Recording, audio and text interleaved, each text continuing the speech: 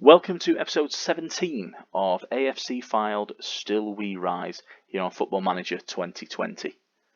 Today's episode focuses on the visit of our rivals, Stockport County, to Mill Farm. It's 2nd versus 19th, so Stockport not having as good a season as they had in real life. They managed to get themselves up into the playoffs, but just slipped out as points per game were implemented. However, it was a great season for Stockport. I mean, back in the National League after a spell in the National League North below, under manager Jim Gannon, who I have a great respect for. My father was a Stockport fan, so I spent many a weekend at Edgeley Park as a young child. Managed to get a bit of a chat with Jim on the pitch before the game when County visited Mill Farm. He's a lovely bloke. Reminded me, of course, that he was top scorer one season in the 2nd division for County, beating out big Kevin Francis for the honour that year. He's one of several people that I've managed to meet this season in what's been a lot of highlights. There was Jim. I've also spoke to Trevor Sinclair when he visited Mill Farm. He's a local Lytham guy, certainly at the moment.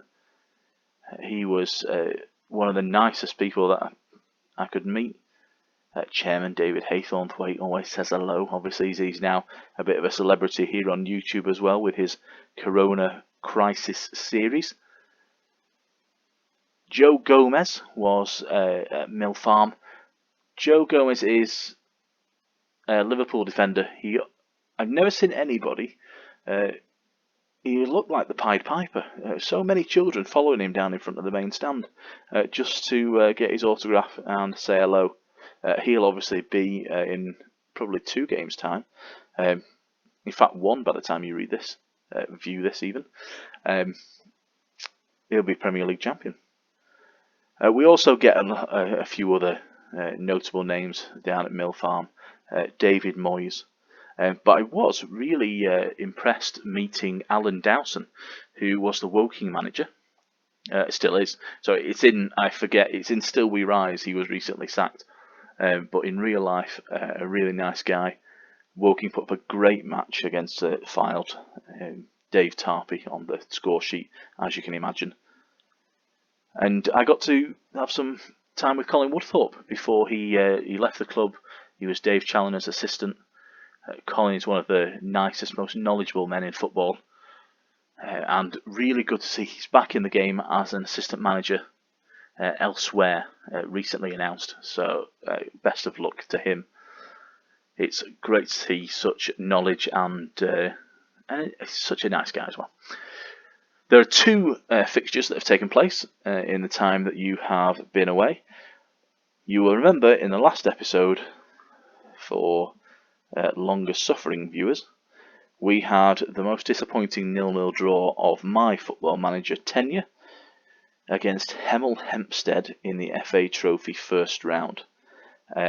We utterly battered them on the day, but just couldn't get the decisive goal.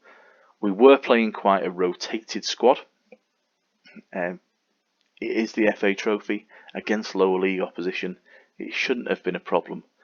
But the Tudors, I believe that's Hemel Hempstead's nickname, were resolute in their defence. 34 shots we had, 14 on target. We missed 2 penalties. Danny Philliskirk and Mark Yates both missing from the spot. Grimshaw in the Hemel Hempstead goal played a blinder. We had to go to the replay, and this win was largely thanks to the sending off of Tyrone Sterling for Hemel Hempstead. He was sent off on the 16th minute. Walker put us ahead on the 17th. However, Hemel Hempstead, they went back level through Mason Barrett, 21st minute, so we had to wait until the second half before Jovan Malcolm, our on-loan young striker from West Brom, he managed to bag a goal, put us in front, and then Nick Horton just shy of the hour Slight injury concern for Andy Kellett, the replacement left back, but he was never going to play today anyway. We then had a 2-2 draw against Dagenham and Redbridge. That was at the Victoria Road Stadium. Ben House and Sam Deering. I mean, look at that first 11 minutes. We went in front through Jordan Williams, a great strike, but then Ben House, Sam Deering did the business for Dagenham and Redbridge. We had to rely on a penalty, this time scored by Jamie Proctor. If only we'd had him on the pitch when we played against Hemel Hempstead. That was my mistake. Another goal for Jordan Williams. That has taken him now, I believe. Is he on 12 for the season? 12 overall, at 9 in the National League. Proctor now has, he's got 12 in the National League. 13 overall, he got 1 in the FA Cup. So as you can see, his performance is up in green territory. And that's exactly what we want. The only problem has been Barnet, a thorn in our side, have continued to win, rather annoyingly. As we were drawing against Dagenham and Redbridge, they beat Chorley 2-0. Prior to that, they also had a game in hand over us. When we went through the replay against, I think it was Hemel Hempstead, that game, they won 3-1 against Maidenhead.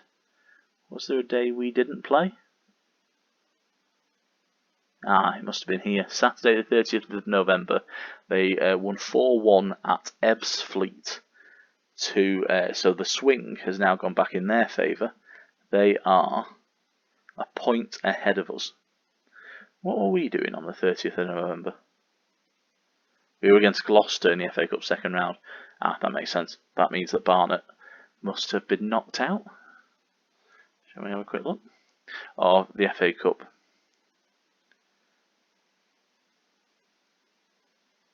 Schedule for Barnet. Yeah, FA Cup. They lost to Walsall.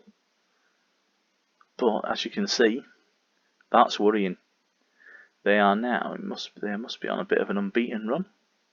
So since losing to Chesterfield and Walsall in that FA Cup tie, they've gone 8 games unbeaten. 6 wins, and the last 6, including Poulton in the FA Trophy first round, so they didn't have to go to a replay. Today's game is, of course, against Jim Gannon's Stockport, and this will give me no pleasure if we win this one. Except for the 3 points. I'll take those every day. The side is pretty settled now. Coslow and Williams on the wing, supporting Jamie Proctor.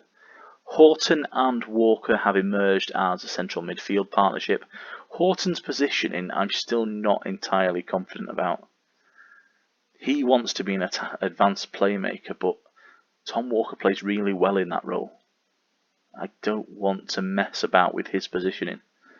Crowsdale in the defensive midfield role, although I expect to see him get quite far forward. He tends to break beyond Horton and Walker on occasions. Burke and Taylor, safe as you like, are fullbacks. Both like to get forward. Taylor with his free kicks. He scored a few direct this season. Burke on the overlap. Then we've got the goal threat from Kyle Jameson from set pieces. His defending isn't as good as Alex Whitmore or Neil Byrne, but his goal scoring has been impressive. Joining him in defence is Neil Byrne for this game. It's usually a choice, a bit of a toss-up between Byrne and Whitmore. We've gone with Byrne because Whitmore's played a few games as of late and Byrne has been on the sidelines. Dan Lavercombe continues in goal. I'm not entirely sold on him. He's now played in 9 games, 3 clean sheets, and he's conceded 13 goals. If we have a look at James Montgomery's stats, yeah, he started 18 league games, conceded 18, 8 clean sheets.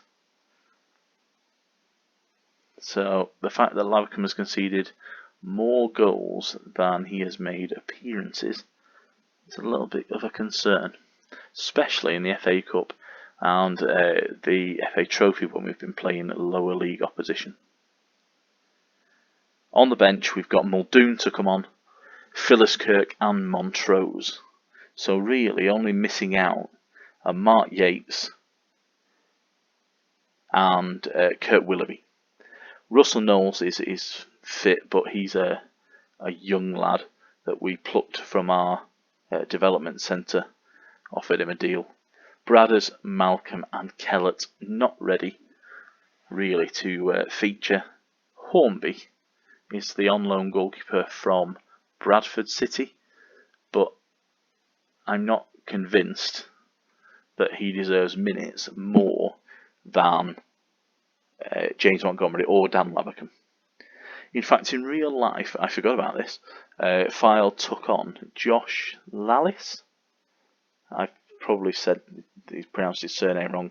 On loan from Rochdale at the end of the season. He played about 3 games, but he was the number 1. So obviously, Jim Bentley not satisfied with any of his goalkeeping options.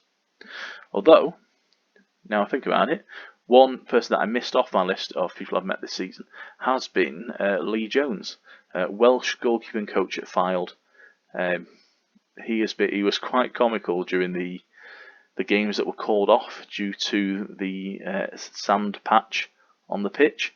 They always sent him out to go and help the referee make his decision, and the players were quite nervous because he does have a strong throw on him that would perhaps convince the referee of playing a game that really shouldn't have been played. We've got no shortage of press interest. Tom Wilding from the Kirkham Football Paper has made it down into the tunnel. Not quite sure I'm satisfied about that. Is it a chance to pile on the misery with Stockport 19? It's their first season back in the National League, isn't it? I think I'm going to be respectful on this one. We should be in a position to beat them, but we'll have to work hard. We will have to work hard. Now get away from the tunnel. We're going assertive. Honestly, who lets journalists accost me as we're coming out onto the pitch? This is an important game. In fact, so important, I'm going to encourage the lads to get stuck in. You will remember in the reverse fixture, we won 2-0. That was thanks to goals from Tom Walker and Lewis Montrose, 2 former county players. I let Montrose take a late penalty, just to rub salt in the wounds.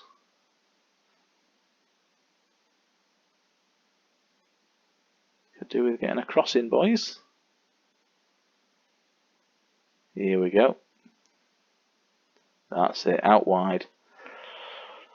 But nowhere near the goal. We have blown hot and cold in recent weeks. We had that awful 0-0 draw with Hemel Hempstead, where I sort of lost the will to live by the end of that. But then we had games where we played really well and scored goals. So it seems that when we replace players and we bring in our sort of second string, it's having the effect that the familiarity of the system, the approach seems to just go out the window. Lavercombe with a good save there. Got his positioning right, but that is an awful kick out. And they've smacked the crossbar. Stockport getting through in great waves here. And there's the opener. Aaron Bolger. Jim Gannon demanding concentration from his players. He's probably got the right idea there. There's just nobody putting in a challenge, is there? We're far too passive. Here's the offside flag. You can see he is not offside. Oh, that is a sickener.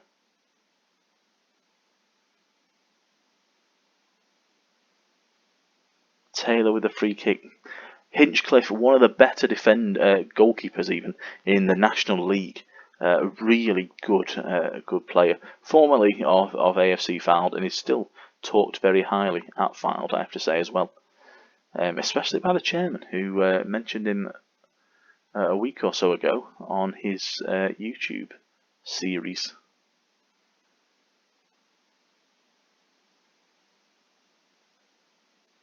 Not a goal there either. Hinchcliffe doing well. One of the positives this week, actually, in the real-life world of AFC Fylde, is that Danny Philliskirk has agreed a new 2-year contract. So he will be staying at Mill Farm. It's great to hear about, because he's one of the underrated, unsung heroes of the team. Puts in a shift. Had interest from a league club in, I believe, Carlisle United. Might be an exclusive there. But chose to stay based on his fondness for the club, which is just great to hear. The only issue is he doesn't quite fit into the picture here, because his position is best. He's very much an attacking midfield kind of role. He plays that in the real life setup under Jim Bentley and previously under Dave Challoner. But I don't kind of play that type of player here. Nick Horton has got us level, thanks to assist from Jordan Williams. Was that straight from the corner? It can't have been, because Walker's taking it. Williams with the flick on it to the back post, and Horton there unmarked really to stick it away. He has become one of our more important players, unexpectedly. I thought I was going to struggle to find the midfielder alongside Tom Walker, and in truth I assumed it would become one of Lewis Montrose or Ryan Crosdale, whichever one didn't fit in at defensive midfield. But he's played really well, and he's another one that's signed up with Fylde in real life for the coming season. Really difficult for National League clubs to sign players for the future. Not knowing when football at that level is going to restart, whether it's going to be with crowds or not. It's not. Do we start in September? Do we start in November, as everybody sort of thought initially? So to sort of commit to paying a player, especially on a new contract, when we don't really know what's going to happen, is quite a statement of intent, really. Yeah, that didn't really work, did it? You try and fire up the boys, and it's not quite going our way. So Fylde have put together a little bit of a squad already for the season to come. Some players obviously are on 2-year contracts, or multiple year contracts. The likes of Tom Walker, who was signed for a bit of money from Salford. Not a lot. Neil Byrne has re-signed for the coming year. Jordan Williams was on a 2-year deal. So the key going forward will be, if Fylde are indeed relegated to the National League North, to keep those players. Keep them for 2 seasons. Let them come back up, because they should be very strong in the National League North. Use that momentum, as Fylde did when they first joined the National League, to propel at least into a playoff spot the season after, and have a proper go at getting into the league before 2022. Now, I've paused it here because Taylor's about to fire in a free kick.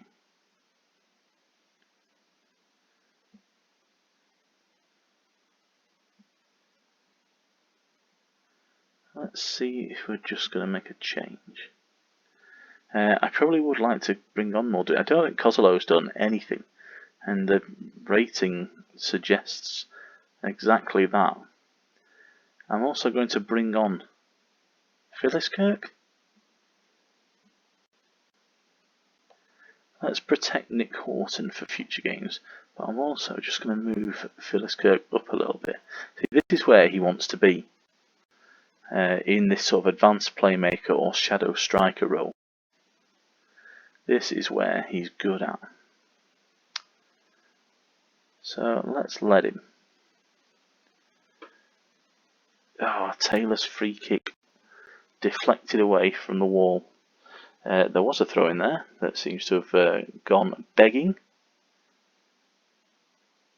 But my point was, Fylde need to build that momentum, have a good season in National League North, get back up as they did a few years ago, and then hit the National League, catch everybody cold, and get up into the playoffs.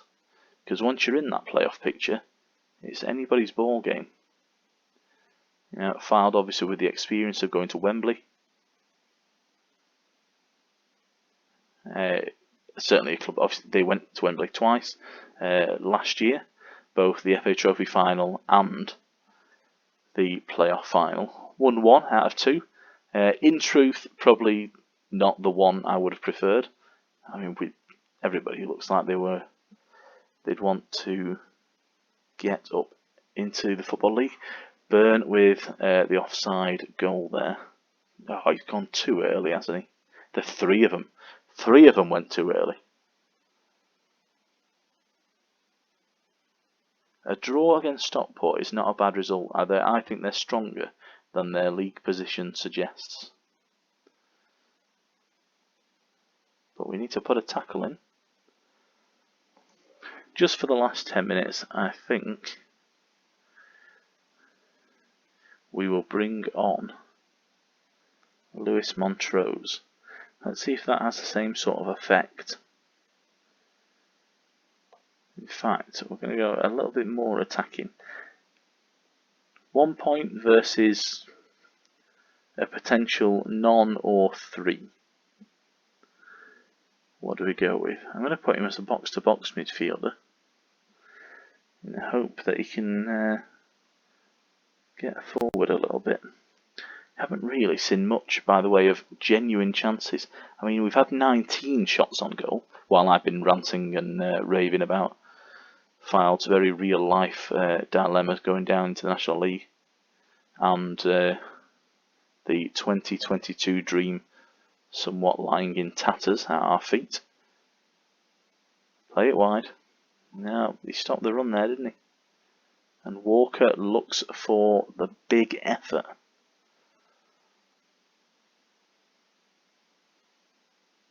One, as I said, not a terrible result against Stockport. They are a good side. Hinchcliffe especially is somebody that, should he become available, would just slot straight into our team. As I suspect he's a little bit better than both Lavercombe and James Montgomery.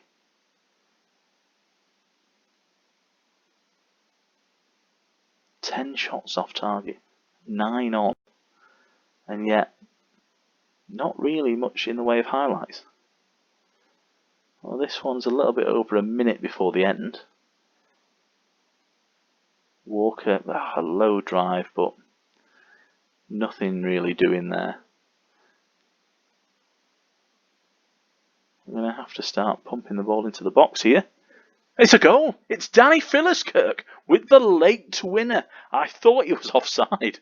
I have to say, when this ball was played over the top, I thought he was off. No, he's well on. The defender just let him run. And then Hinchcliffe can't get out quick enough. Danny Philliskirk with just his 2nd goal of the season, an assist from Carl Jameson. We are going to pick up 3 points against Stockport County. That will be 6 for the season. And Proctor, he could have got a 3rd for us. A volley there, first time. And that is game, set, and match. Although it hasn't taken us back to the top of the league. Let's assume that Barnett picked up a win. I'm really pleased with that late one, especially. Good win for us. Let's get a bit of green on the board.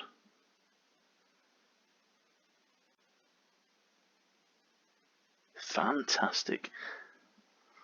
Unexpected as well.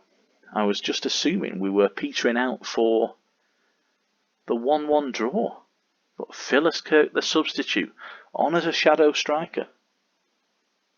Oh, that's giving me something to think about, isn't it? Whether he should be a shadow striker from now on. Well, we'll keep thinking about that one. I would like to see if we get a chance. I know the game's loading quite a lot of results, especially in the National League. I would like to see what Barnet exactly did in their fixture. Although while we're at it, I do like reading these little statistics that the game gives me. Barnet away at Woking, 2-1. Sweeney and Colt first. Colt first? Yeah. Names are not my forte. So we've got one game in hand over the men from the Hive. But Woking, they have sacked Alan Dowson, as I mentioned earlier. Let's see if we can have a quick look there. Brought in Richie Humphreys. I don't know a lot about Richie Humphreys. Shall we have a very quick look at him? When you're ready. Or I can wait, perfectly fine. There we are. He's currently just the caretaker manager. He's been promoted from the under-23s. That's why I didn't really know anything about him. Previously a player. He's not local to Lancashire, so I probably wouldn't have taken his name in, really. One honour, Sky Bet League 2 with Chesterfield. So, our next live fixture that we'll have featured here on YouTube, I mean, it's going to be Manchester City, isn't it? It's got to be. We'll play 3 away games in a row, followed by 4 home games. Who designs these fixtures? We will play Harrogate and Notts County on my own time, followed by Manchester City on YouTube episode, that'll be 18. Then we've got Barrow. I would like to play Barrow. I can't play Barrow and Sutton, can I? In one episode? We've done too many of those double ones. They go on forever. I'll think about it. Let's see how we do against Manchester City. Because what's probably going to happen is we'll play a strong team against Harrogate, and then against Notts County at Meadow Lane, we'll probably play the reserves. Not when I say reserves, I mean second string. Just so that we've got players fit and ready to go for the City game at the Etihad Stadium. That will be episode 18, so join us when we make the short trip to Manchester City and the City of Manchester Stadium. It's the FA Cup third round, Man City versus AFC Fylde.